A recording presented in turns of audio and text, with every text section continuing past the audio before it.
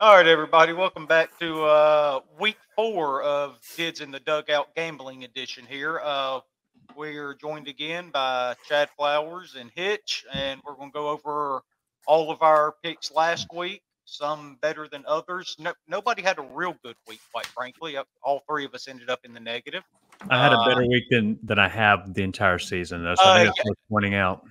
Yes, and it's also worth pointing out that this isn't going to be about the race for first. It's going to be about the race for last because me and Chad are separated by 0.02 units right now on the season. Right. So it is razor thin. But we'll be getting to all that here in a second. But first of all, Chad, good seeing you again, buddy. Been a week. How you been doing? Good, man. I had a business trip in Indianapolis this week, so I got home last night, ready to give out some winners today. That's going to be the theme of the day, winners from the sky. Got my Ole Miss basketball shirt on, ready to roll. That thing is sweet, man. I love that. You kind of started building a little bit of momentum. I thought you were on track for a big week last week. And I actually had you down for a big week because I wrote down your parlay wrong, thought it was a money line instead of Oregon State minus 23.5. So sorry for that. But all right, Hitch, it's been one day since I've talked to you. Everything still okay after that one day?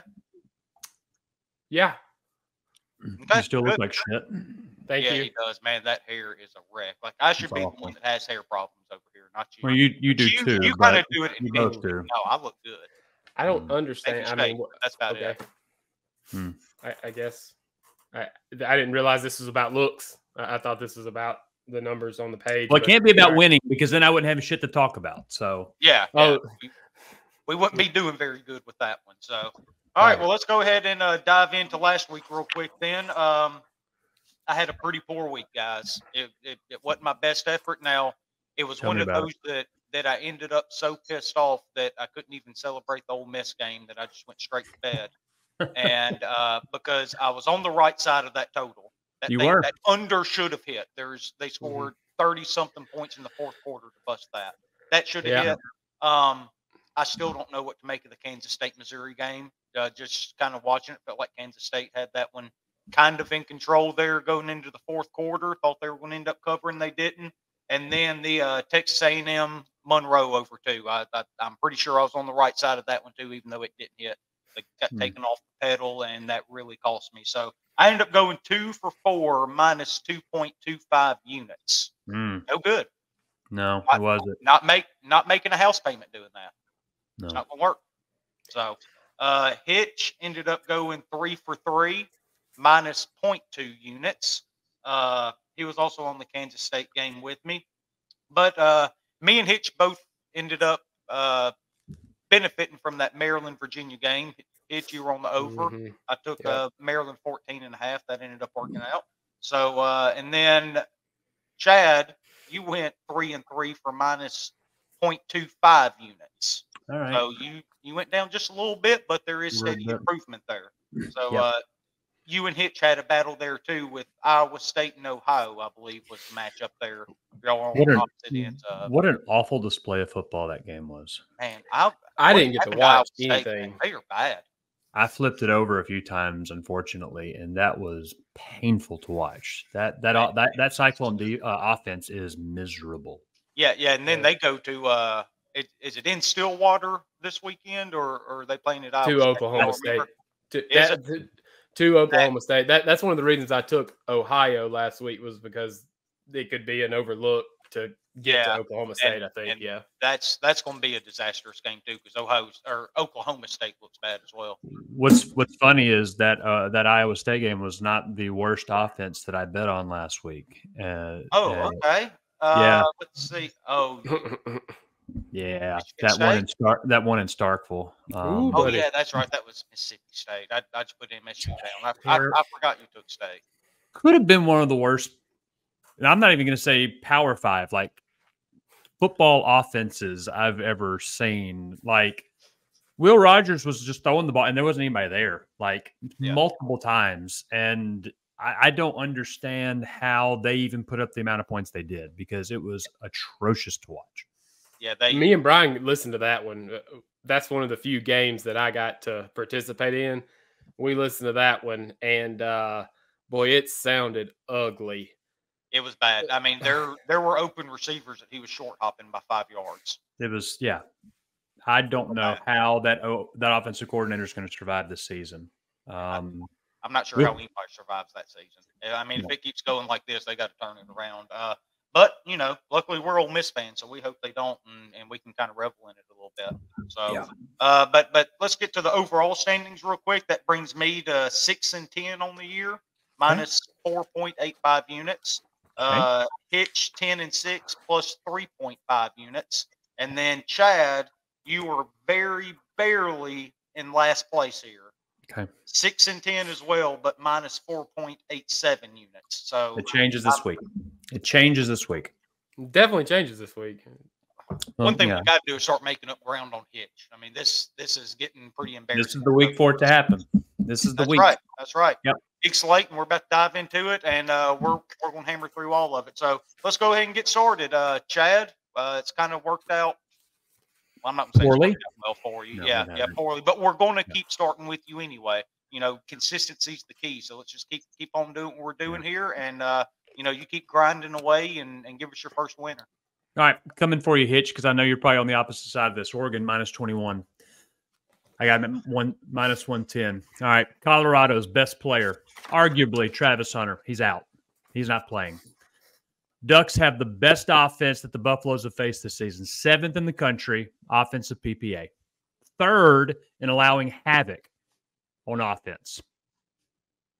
Colorado defense is 102nd in defensive PPA. That defense gave up 500 yards at home to Colorado State. Colorado State has the 116th ranked offense in PPA. I like Coach Cotton. I am a Deion Sanders guy. This is in Autzen Stadium. Yeah, this is a team that is playing on just pure will and energy, and it's going to come to an end in Eugene this weekend. Oregon is going to win big. I also like the over too, but I definitely like Oregon. Yeah, and that over's up to like 70 or something like that, isn't it? I think so. Huge number.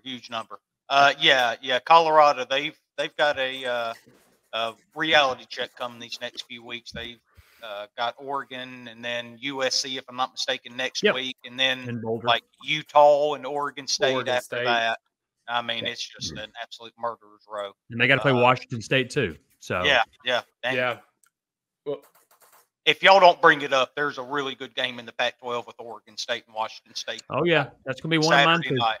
Okay, yeah, I got to watch the first half of Colorado State. Mm-hmm. Well, actually, cool story, small story. I got to watch it for the first time. I got to watch a football game in a real life sports book. Oh, that's cool. And like and we were in Bossier City. Margaritaville, shout out to all those people there. They were great. But we got to watch it there in the sports book, and man, it was so much fun. It's a cool energy, isn't it? Yeah, but I mean, you could see the cracks in Colorado, and then listening to it, we listened to the second half on the way home, and it was kind of the same thing. And I was thinking, same thing you were, Chad, is I'm a prime guy. Like, I'm all on board. But I also know that doesn't mean he's going to go 12-0 and beat everybody as well, right? Like there's going to be some bumps in the road. But, yeah, I just wanted to share that I got to watch some of that game, and I agree with you that I saw all the cracks. Good job, Chad. Are you on? Is Colorado one of yours this week? Oh, okay. Well, damn it. All right. Well, good move. Anyway. But yeah, definitely shout out to the Margaritaville in Bossier City, and if they're ever looking to sponsor a gambling show, I've got one in mind. So just holler at us, and we'll probably be able to negotiate something out if I had to guess. But we'll bring these two guys on there with me, though. And we're pretty tough negotiators. So rest in peace, Jimmy Buffett. That's right. All right, Hitch. First one up for you. What do you got? Colorado versus Oregon. Over.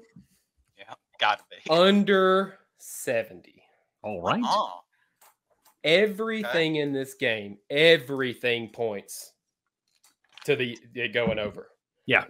Oregon tops the country in finishing drives and efficiency, or not drive efficiency, but quality drives. They both play super fast. Mm-hmm. Travis Hunter's out, right? That hurts the Buffalo defense. You need 35 points. The way I look at totals, right? You need 35 points from each team to get there. Mm-hmm. Both of these teams have scored 35 points in every game they've played this year. Okay. But I don't think Colorado is going to score enough points. I think Oregon may score 70. So I don't think no, they won't. No, they won't. You're not going to hang 70 on Deion. Yeah. I mean, if they want, unless he's out there covering passes, they may. I don't think they will. I don't think they're going to hang 70. But I think here's what happens. I think Oregon builds a lead and they start running the ball. And with that running clock, that constant running clock, they're going to take a lot of time off the clock because they don't want to get their players hurt if they're up 45-0, right? So I think that's what's going to happen. I think in the first half, it could very well be 42-7, and I'm over here biting my nails, scared to death. Sure. But I think they build their lead, they slow it down, and it doesn't get anywhere close to 70. Okay. I mean, I hope you're right, and I hope Oregon puts up 45. So I'll be happy there. Easy as that. All right. So I tried to make Colorado one of my picks. I tried. I swear to God, you couldn't do it, could you? All right. Well, my first pick going into this week, we're going to travel down to College Station, Texas A&M against Auburn. Okay. A&M is -8, and that's what I took them at. I've got Texas A&M -8 right there, -110. Auburn really struggled in their one road game this year going out to Cal. Offense was absolutely abysmal. They have really had quarterback issues there with the two guys they're swapping in and out, and they turn the ball over so much too. They've already got 7 turnovers in 3 games so far this year, 3 interceptions, 4 fumbles. Defense has been okay for them, but they've really been gashed in spots outside of Cal, who I don't think is a very good team to begin with. A&M's defense is obviously the question mark for that team. The offense puts up a ton of points. I don't think Auburn's going to be able to come anywhere close to stopping them. I think Petrino can put up as many points as he wants to. Wegman's playing really, really good in his second year as a starter there at Texas A&M. You kind of go back to the Ole Miss days, think about Durkin, though, defense coordinator. He's a big bend, don't break kind of defensive guy, always giving up a ton of yards. But he's always set back and waited for the turnovers to come to him. He's had guys in the right spot to take advantage whenever they do come around. And Auburn, the way they're playing right now, as much as they're turning the ball over, I see Texas A&M getting 2, maybe even 3 turnovers in this game. And if you take those possessions away from Hugh Freeze with the limited offensive weapons he has, I don't think there's any way they're able to keep up with Texas A&M College Station. So my first pick is going to be the Aggies -8.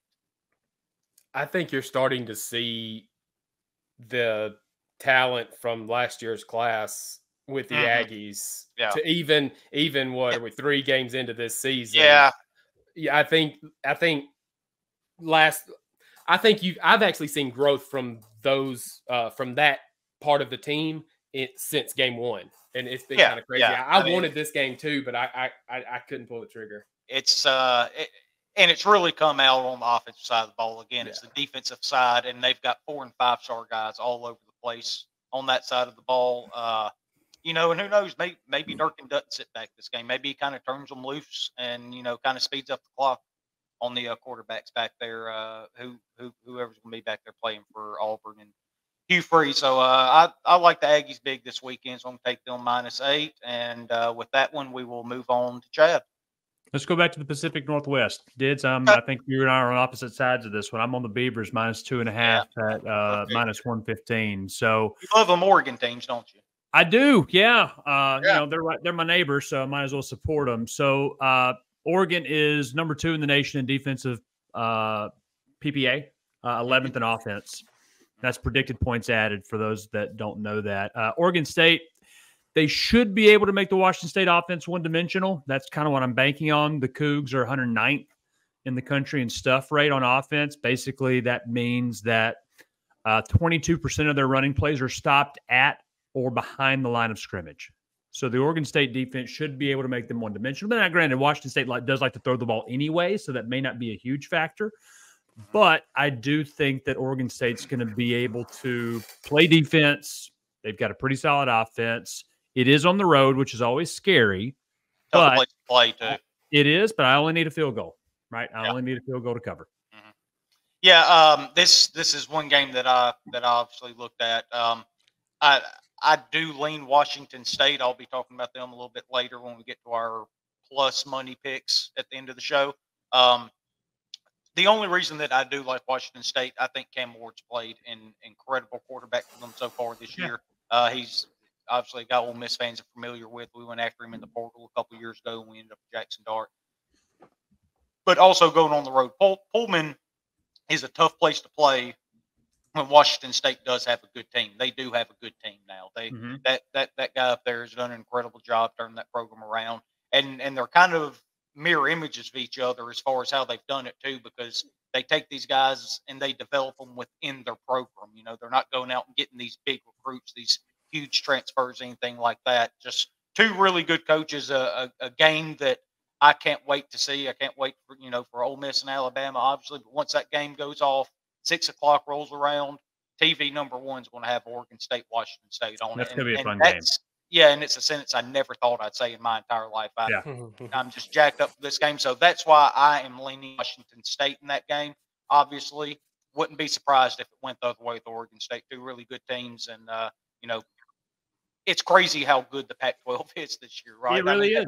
They are one of the funnest, if not the funnest conferences in America to watch. So a lot of really good teams. Super excited about that. There may be better teams in the Pac-12 than the SEC this season. Like total, better overall. Especially team. At the top half of absolutely. If you want to go half and half and compare the two, I'm not sure I could make a real solid argument at all for the SEC being 100%. better than the Pac-12. It's turned out, and it's crazy because it's the last year that they're going to exist, right? I mean, it's absolutely nuts. But that's just the way college football works right now. So that's what we're in. That's an interesting way to put it. So you got Oregon State -2. Is that what you said? -2.5 at -150. 2.5. Okay. At 115. Yep. All right, Hitch, what you got, bud? All right, Chad, let's build a dam. Go Beavers. Let's go. Oh, let's go. Okay. Let's go. I'm just on an island over here. Yeah, so on top of what Chad said, Oregon State's number 2 in the country with rushing success rate. One of the big numbers pops out to me is the points per opportunity or finishing drives, right? Once they get inside the opponent's 40, how many points are they scoring on those drives? Oregon State is at 5.5. Washington State's giving up 4.5. Oregon State's defense, right? Same stat, is at 2.5. So I think defense travels, right? I know you said it's a road game. I think the defense is going to stand up. The Oregon State defense has got 12 sacks versus allowing just 1. The red zone is better on both sides of the ball. And I think that in last year's game, Oregon State did a good job of like hemming in Cameron Ward and not letting him run wild on them. And they come out with a 14-point win. So I have to assume that that's probably going to be the game plan this year as well. And so I like Oregon State, just like you, Chad. Give them to me, 2.5. Go Beavs. All right. Well, that is your Oregon State, Washington State segment for this show. So go ahead. Well, not yet. Oh, yeah, that's true. I do have a little wrinkle thrown in there later on, but we'll get to that later. So, all right, my second one is TCU and SMU over 62.5. I'm taking a total here.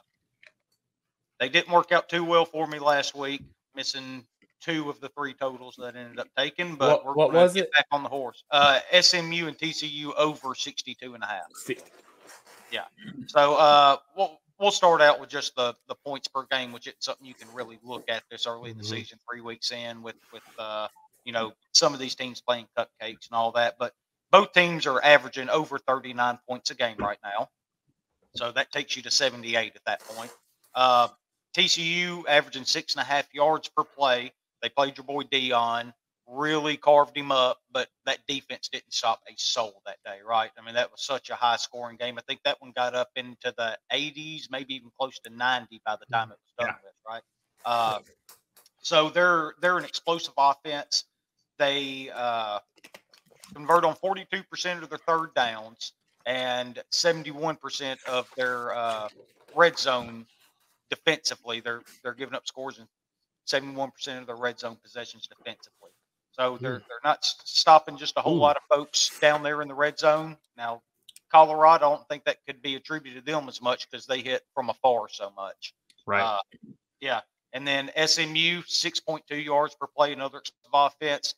They don't turn it over a whole lot either. They have 3 turnovers on the entire year, so they're not giving away possessions. They also don't take the ball away very much either, so they're not going to be taking possessions away from TCU. They've only forced 1 fumble on their, or they forced 1 turnover on the entire year, and that was an interception.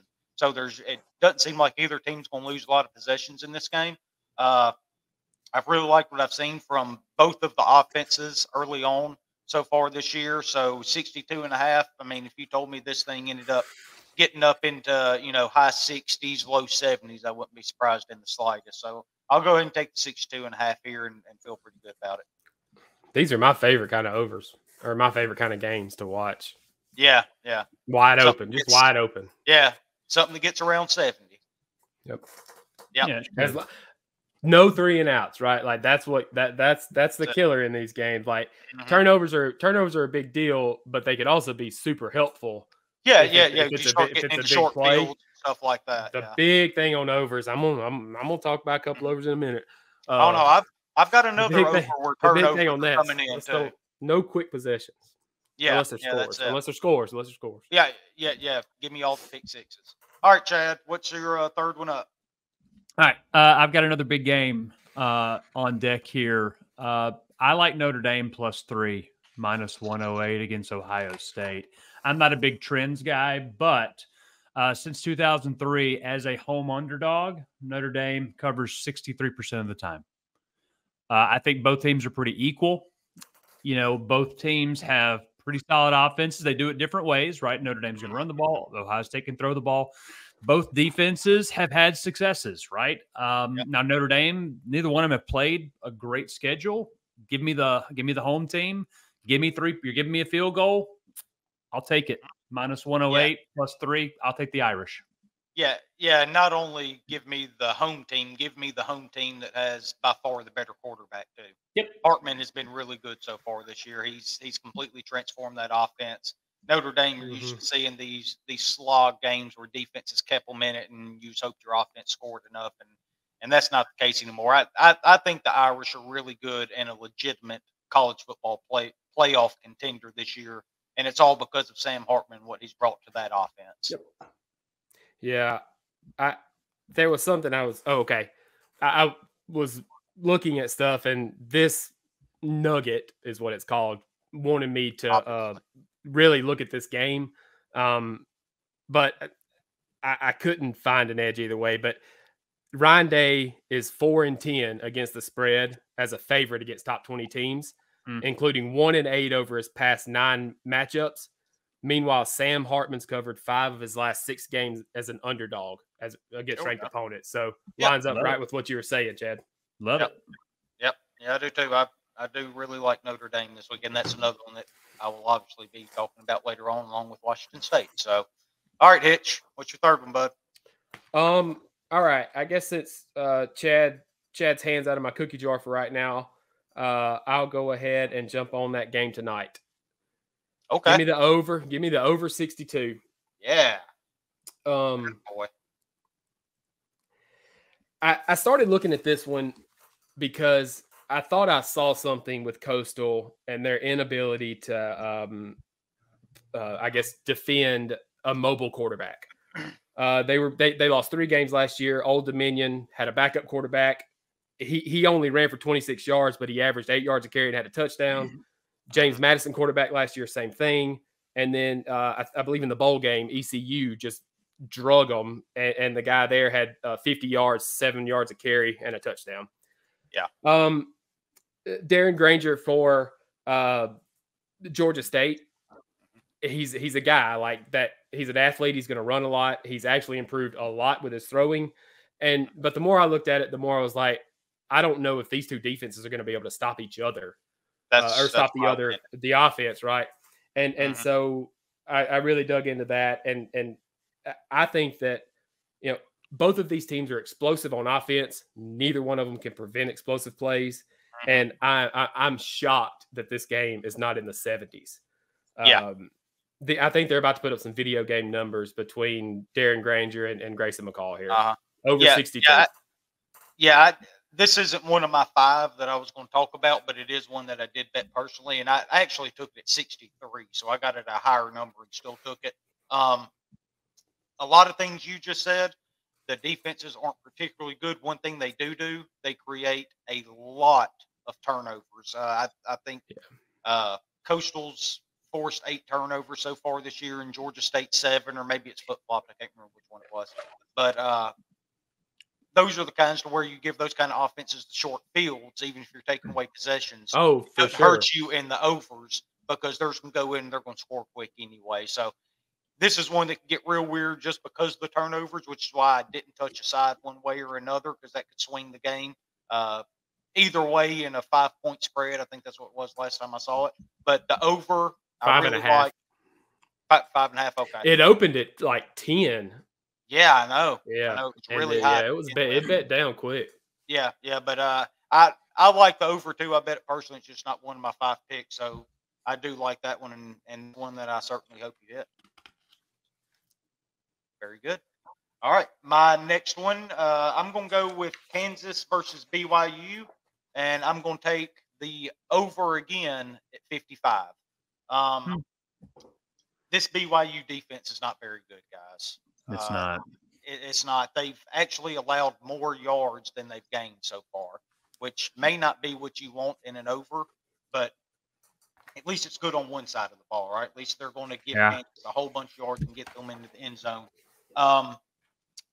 They've only gained 932 yards this year, and they've given up 955.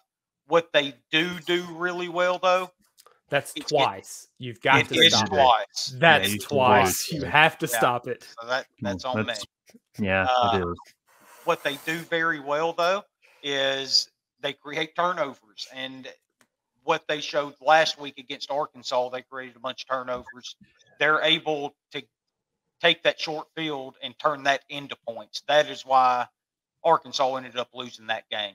That Arkansas box score was the damnedest thing. I think BYU had less than 300 total yards. Less than 300 total yards and had 38 points. Yeah.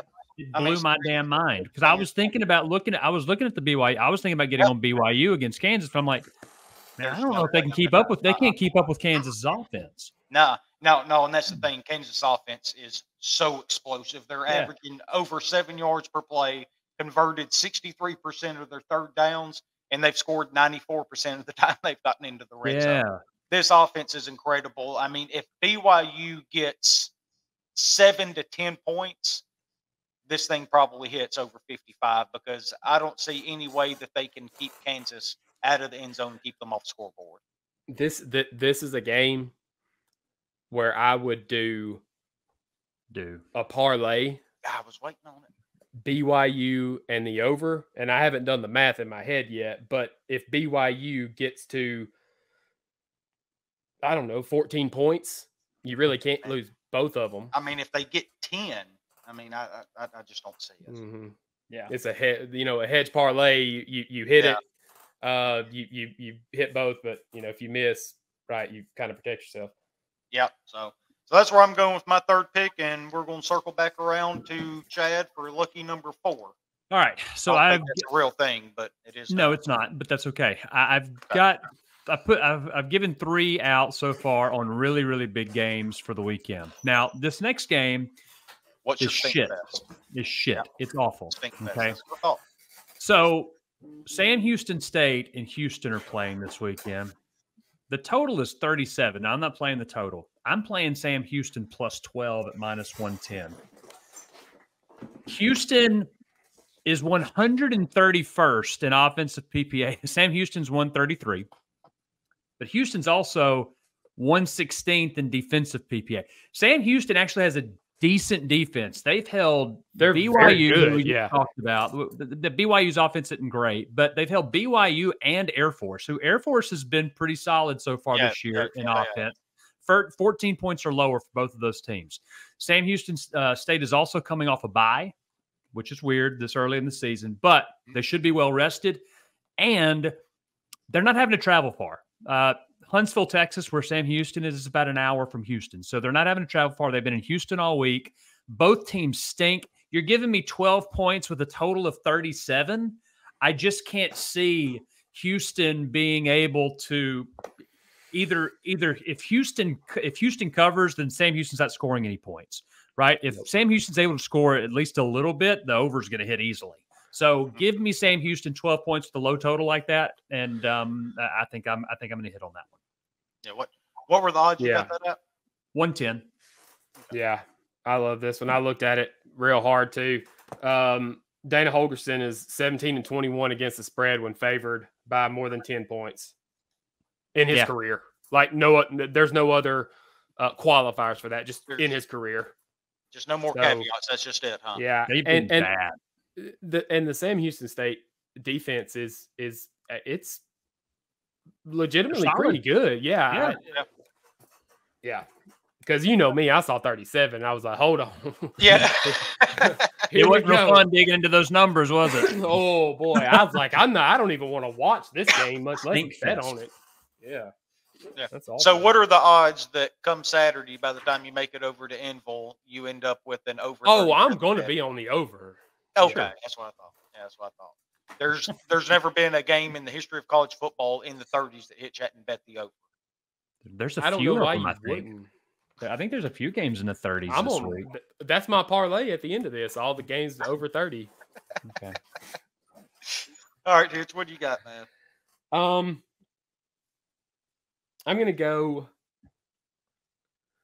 over 45.5 in the Boise State, San Diego State game.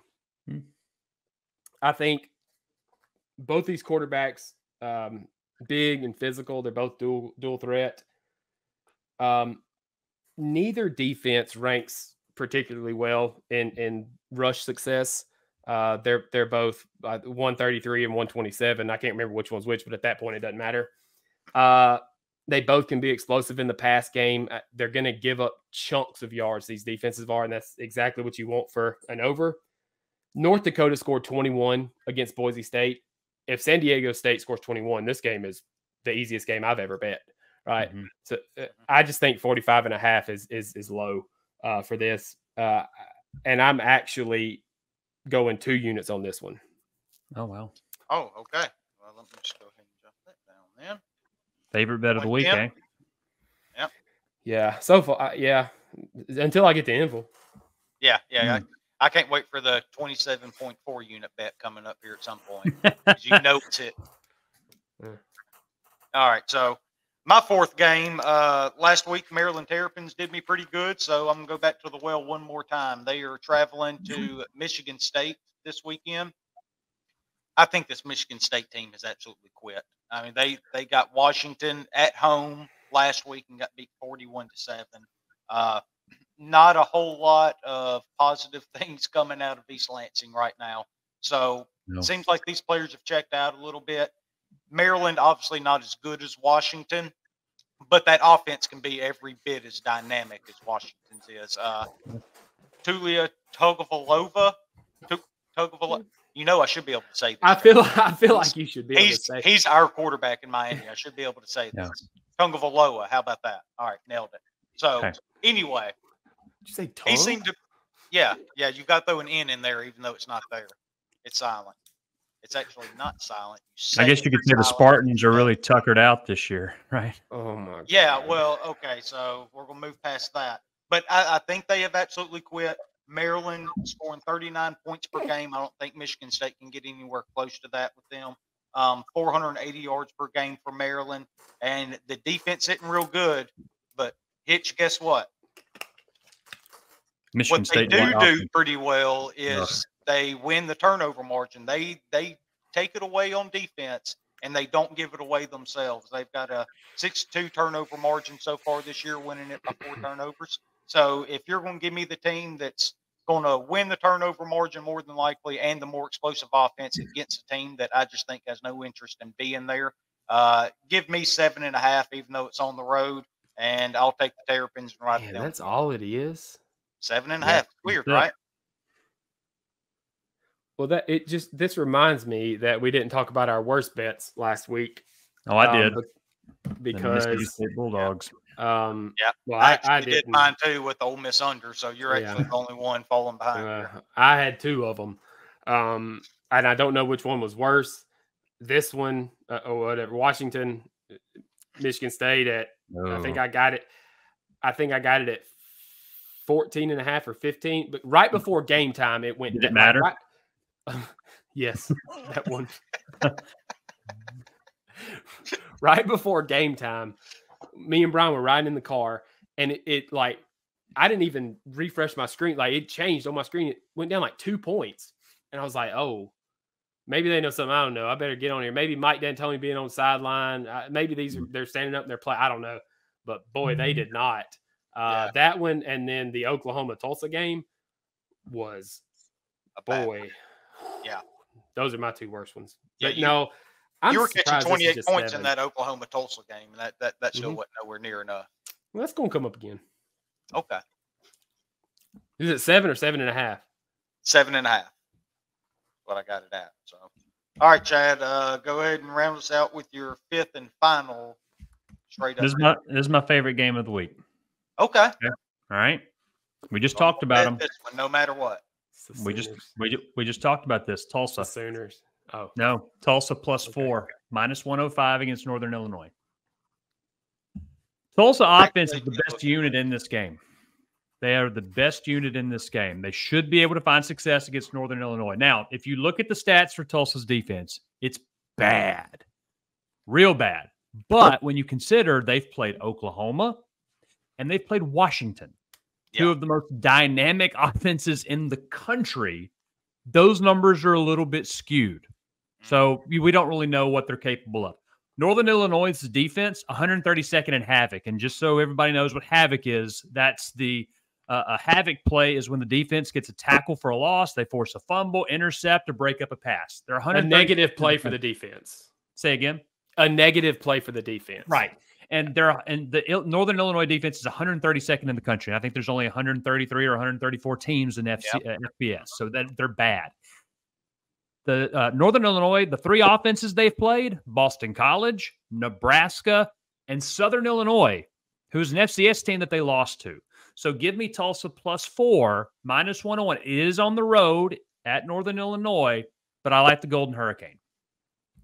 Okay. That makes total sense. I actually looked at this game too. I like Tulsa in it, and it just didn't end up making my cut. But yeah, if I was to be on a side on this one, and chances are come Saturday, I probably will end up being on the side. It will definitely be Tulsa. Let me ask you, is quarterback playing? Tulsa's quarterback? Yes. Well, no. So he may not even be playing, but the guy that ended up playing for Oklahoma, for Tulsa. So they had to bench their 3rd string guy because their 2nd string guy had a hurt hand. He ended up coming in and putting up points in the first half. So it wasn't garbage time points that Tulsa put up last week. No, it was all in the first half because Oklahoma jumped out 21. Like it was like touchdown, pick 6, touchdown. It was like 21-0. And then Tulsa got it. Tulsa was within the 28 the entire first half. Yes, and that was with their 2nd stringer because their 1st stringer he played against Ole Miss last year. But yeah, he may not play, and that didn't even bother me because of how well the 2nd stringer did when he came in for relief. Because I think the guy that started for Tulsa last week threw 3 interceptions in the first half. He was not good. But the guy that came in, he actually moved the ball well against Oklahoma. So I was not too upset or bothered by the fact that their number 1 guy may not even play. Yeah, that's definitely an indictment on the other team when you're not worried if the starting quarterback's playing or not. Yeah. So, all right, Hitch, what's your 5th one? All right, I'm gonna do it again. I'm going Cincinnati +14.5. Oklahoma's got to go to Cincinnati. They do. you know, what I started looking at with this one, or what I started seeing is there is a significant drop in production with the increase in competition, which we all know that that's going to happen. Yeah. Right.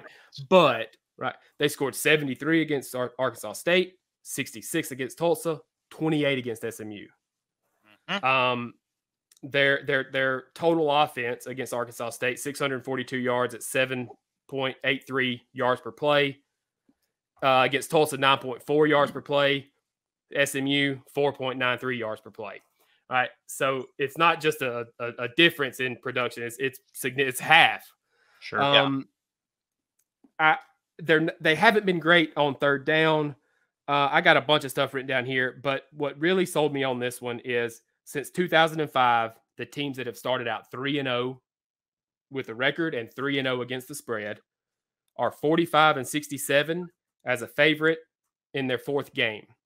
Now, on top of that, they are 23-38 when it's more than 2 touchdowns. Okay. So, like you said earlier, I'm not a huge trend guy, but when it is 60 over 100 games worth, I'm going to look at it. And so, that was kind of the deciding factor was that they're 3-0 straight up, 3-0 against the spread. Maybe come crashing back down. We saw some chinks with SMU. Some chinks in the armor with SMU and maybe Cincinnati, who they're not great. Their numbers aren't great. Maybe they can hang in there and we get a backdoor cover. I don't know, but that's my final one is Cincinnati plus 14.5. What's the total on that one? Do you remember? I do, and I actually think that's what got me looking at it. Or I don't remember what it is, but I can look it up real quick. I've got you right here. It's 57. See, that's kind of where I was looking at going with this game too when I was looking at it, because I was kind of on the same thought process as you as far as Cincinnati being able to hang within the 14.5. That hook being the big part there for me. Yeah, staying within 2 touchdowns. But then I started thinking, well, they're not going to completely shut Oklahoma down. So if they're going to stay within 2 touchdowns, maybe the over would be the play there. Here's what I wanted to do, right? I wanted to take Missouri and Memphis. That was going to be my 5th game. But I don't think Brady Cook's playing though, right? Yeah, well, that's the thing is I wasn't going to take the game tonight. I had this one at 14.5. I wanted to take Missouri, but right when I looked at it, right before we got on here, it had gone to like 7.5. And I thought, no way. And so I thought, well, I'll just have 2 bets on Oklahoma, Cincinnati. I like Cincinnati in the over. Then I got to look at that game tonight and was like, hold on. So I think you're probably right. The over may be the way to go. It's this trend that really got me on Cincinnati. Yeah, I get Okay. So here we go. Let's have a 5-0 week. All right. And now I've got one left here. So we are going to travel down to Tuscaloosa, Alabama. All right. And the Ole Miss Rebels have the biggest game in the Lane Kiffin era coming up. Okay. I'm not taking the Rebels plus 7. Oh, Bama minus 7. That's fair. I mean, I wouldn't see that coming from you, but she's an Ole Miss fan. But I understand that. You believe in Lane Kiffin. That's cool. I mean, you believe in Nick Saban. That's a real flip from where you were yesterday, right? Too. Right? Yeah, dude. I will also not be touching this total either, even though I like the under. Okay. But I love the Ole Miss money line because there's not a chance in hell the Rebels are going to Tuscaloosa and losing this damn game. Do you hear me? We are going in. Lane Kiffin is going there, and he is ending the Alabama dynasty. It is over. Lane Kiffin is about to be the GOAT, not Nick Saban. Okay? He is putting his foot on his throat. He is crushing it. Rebels win by 2 touchdowns, and you're going to give me plus 210? You are out of your mind. Give me the Ole Miss money line. I don't need your stinking points. Come on, Rebs. I got you. Hey, I would bet the money line too if I were betting on it. I am so stupid over here in this chair. You said I'm not touching that, and I'm not touching something. I'm like, what in the world is he talking? Is he going to player props? Like what? And you said money line. I was like, oh, of course. What am I thinking? Yeah. All right. What is 210? Yes, plus 210. I thought Chad was frozen. Chad? Yeah. No, I was just looking at the trends of our record in Tuscaloosa, but I couldn't. Well, that doesn't matter. This Okay. isn't the past. Okay, this is the Oh, okay. present. We don't live back then, Chad. Okay, That's true. That's fair. that's not how this works. Okay, I On guess. Saturday, the Rebels go in there, we kick some ass, and we take control of the SEC West, and then we come back. I hope we and win. we I do hope it we win. again. Against Chad, LSU. you didn't get to be here yet. Tell us about what you think happens. Like Alabama preview from you.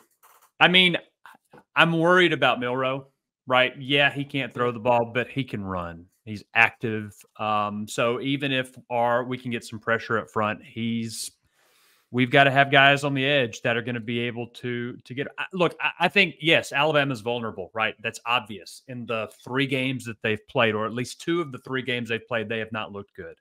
Mhm. I still don't know what Ole Miss is, right? Because the offense, statistically, it looks good, but there are still periods of drought, right? The defense has looked okay, but, Tulane could have beat us without their number 1 quarterback. If they had their number 1 quarterback, what does that game look like? If I would have matched 3 more numbers on the lottery a few weeks ago, I could have been a billionaire too, Hitch. Okay. Yes. I guess we can play the what. I'm just saying that we have not. You can say Alabama has question marks. We have question marks too. Right. Okay. Our offensive line has been atrocious. Our offensive line has been atrocious this year. But I think it's actually been better than Alabama's, though. They have the worst sack rate of any Power 5 team in the country. One thing I've thought about, and I may be dead wrong on this, but do you believe that this is one of the first times that Ole Miss goes into Alabama with the better team? Because I think we are the better team going into Saturday. Maybe I think we're the more complete. We're the more complete team. I think Alabama's always going to have more talent, right? Of course they are. So I will not argue. No So I think we have an answer at quarterback. So yes, just in that fact alone, and that's always going to be the big one in football, right? You have to have a quarterback, and we do have that. We have an answer there. So in that, we may have the best 3 quarterbacks. Yeah, that's in true the game. too. Right. Yeah. But it is a little concerning that Quinshon has not been able to get going this year. Right. So Jackson Dart, by the way, is currently 6th in the SEC in rushing yards. Yeah. That's not what we need. No, it's not. So while I'm rooting for Ole Miss, obviously, and I would probably put money on the Rebels at +7, and there's always a chance they're going to win. Money line. Yeah. I'm a believe until I see it kind of guy. And, I know Lane is doing all of his mind games or whatever. Oh, yeah. Hey, win a big game. And then I don't give a shit what you do. And maybe he can do it this Saturday. That's all I say. Yeah. Today I'm Chad. Saturday I'll be Dids. Yeah, that's fair. Yeah. I probably will be too. Me yesterday. What happened, man? No, that's what I wasn't. We go march down there. Put your money on the money line. We just go down there and win. It was like, yeah, man, we got a chance to go down there and win. Yeah, we have a chance. Okay. Yeah, we absolutely have a chance. And I'll be honest, saying that we have a chance is better than we're usually able to say when we go to Tuscaloosa. Yeah. So for real, my thoughts on it, we far and away have the best quarterback, which is the most important position on the field. 100%. We have our issues at offensive line. I was telling Hitch yesterday, if we don't improve on the offensive line and the defensive line, which I think our D line's played okay at times this year, sure. It hasn't been near as big of an issue as the offensive line. Right. Then this is a close game. If they just play the way that they have been playing. For the first time in my life, if we are able to control both lines of scrimmage, I think the Rebels win in a blowout, because that's the question. That's where Alabama has to get at us. They have to attack our offensive line, make Jackson Dart uncomfortable, not let us run the ball. Lane Kiffin's going in there going to try to run the ball with Quinshon, Dart, Bentley. It doesn't matter who it is. Now we're getting Prescorn back. We're getting Franklin back. I've heard rumblings of Trey Harris being back full go. I don't know if that's real or not. I will believe that when I see it, because I just don't believe right now that they would take a chance on messing with an MCL injury No. unless they knew 100% that he was ready to go. Right? Or they've been will playing a know. little possum with the injuries, right? That's always possible with Lane too. Yeah. That's kind We'll of know. We'll know because that line will go from 7 to 4 or 5. Or, Yeah. I mean, if Yeah. he's announced that he's that's playing, right. like it'll be yeah.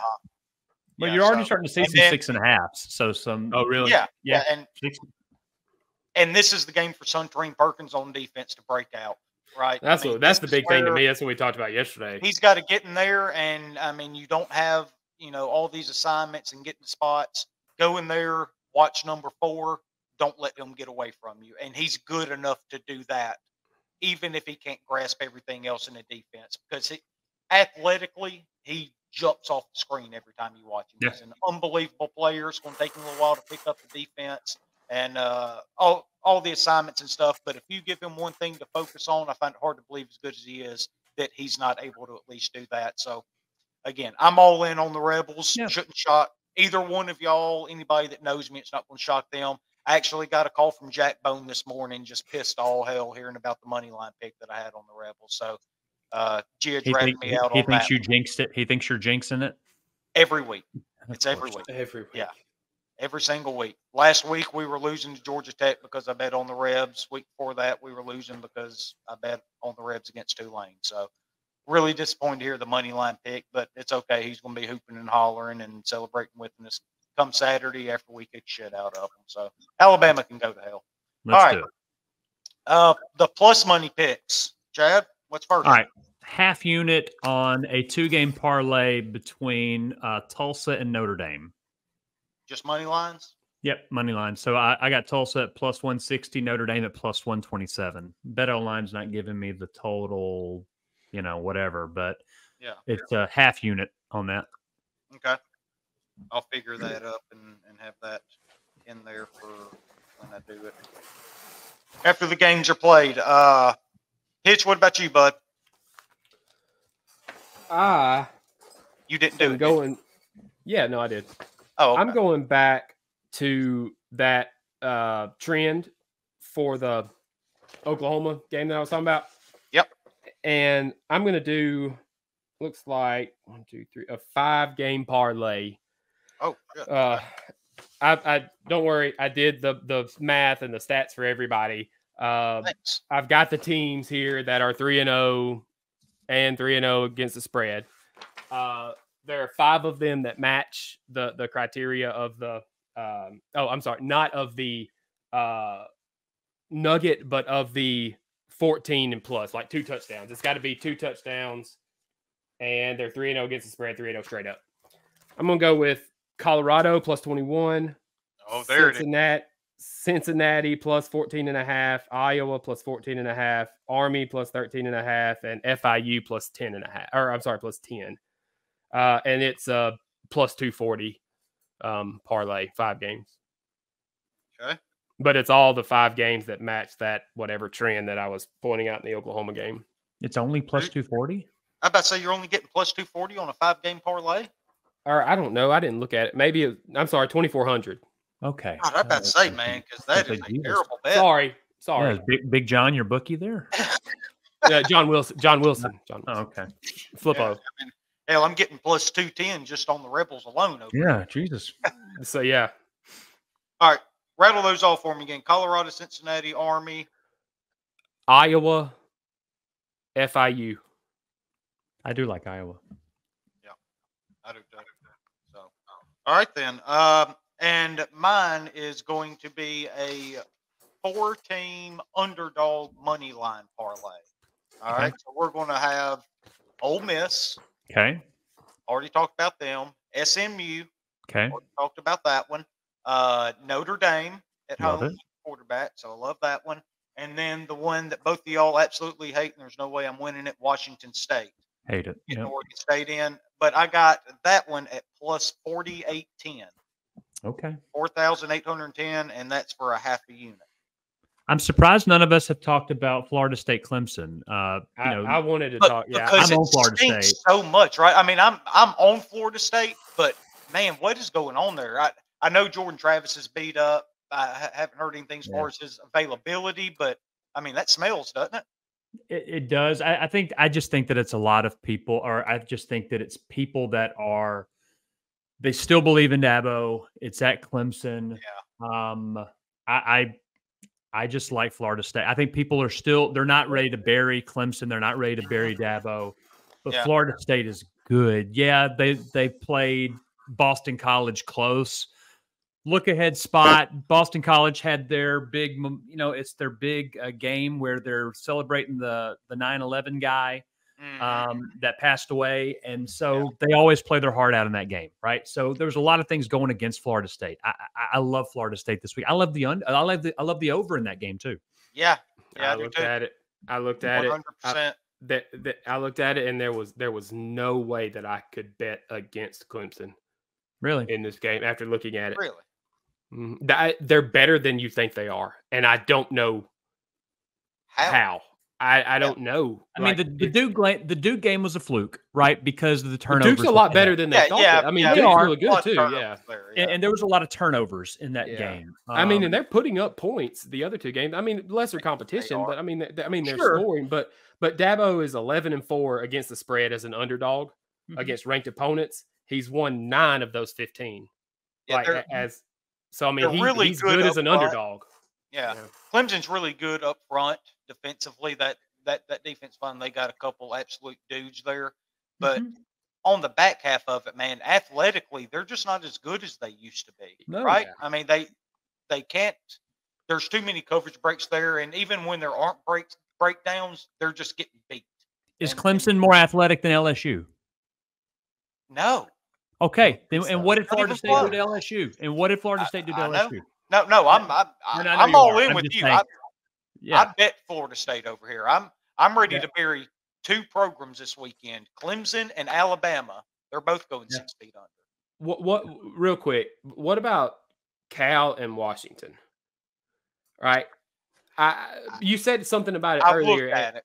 And well, I guess I looked at it. It's 20.5 now, which is under the key number. You can get Washington 20.5. But going into it, I thought, oh, well, that number seems way high because, I mean, the way that Cal played Auburn, but maybe just Auburn just stunk.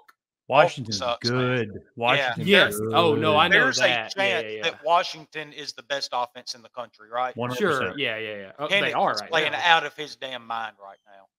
Penix is good. Yeah, really, really good. And I mean, Is it in Berkeley? No, it's in Washington. Seattle. Oh wow. Okay. Did y'all look at the fighting John Rice Plumleys? UCF and Kansas State, but he's not playing, right? John Rice has a leg injury. Yeah, he's not playing. K-State's -4. It's been dropping. It was 6. So yeah. I mean, I guess it is possible he's able to come back. He's been out 2 weeks right now. They were talking, and I want to say like a 2 to 4 week recovery when it first happened. But honestly, not something I've kept up with either. Prayer works, dude. Like, so I mean, it does. And I saw where kid for Utah is supposedly playing. That's why Rising. That's why the Utah line went up from like 4.5 to 6. Yeah, definitely be interesting. If that's the case, I think I like Utah in that spot. Agreed. Yeah, they're really, really good at home. Yeah. Really good. One of the better home field advantages. Which is kind of weird at being Utah, but they always win at home though. Yeah. So, all right, guys. Well, I guess we'll go ahead and wrap it up there. Always good talking to y'all again, and God, I hope it goes better this week than it did last week. But can't go worse. If it doesn't, probably hop back on here and we'll take our medicine and go over it again. And you keep saying I hadn't had any yet. I don't know. I'm not taking any medicine. The group chats say otherwise. Yeah, they do. A lot, actually. Yeah. For like what? right before we aired today. What did he say? What did he say? Well, we were sitting here waiting on you. As a matter of fact, I had a bone to pick with you because once you told me you was going to be late, I done decided I was going to walk out back and smoke me a cigarette, and I sat down, got that thing lit up, took about 3 puffs off of it, and I get a message from Hitch, I'm here. And so I put it out, come back in here. Guess who's not here? Let's see. Yeah, you finished that bowl of cereal a lot faster than we thought you would. Yeah, let's see here. At 4:32, I sent a message that said 5 minutes. And then at 4:38, I said here. Yeah, and then I come back in here and you weren't here. I was. You just couldn't see me. No, you weren't. That's a problem. So yeah. All right. Well, I hope y'all guys. do awful this week and go 0-5. Good. All right. Cool. Well, I love you though. Bye. I certainly hope you do the same. And will. we'll talk to y'all guys next week. This is the week that it all goes down for me every year, usually about week 4. So it's coming. Damn right. I hope so. All right, y'all. Hotty toddy, go Rebels, and let's make some money this week.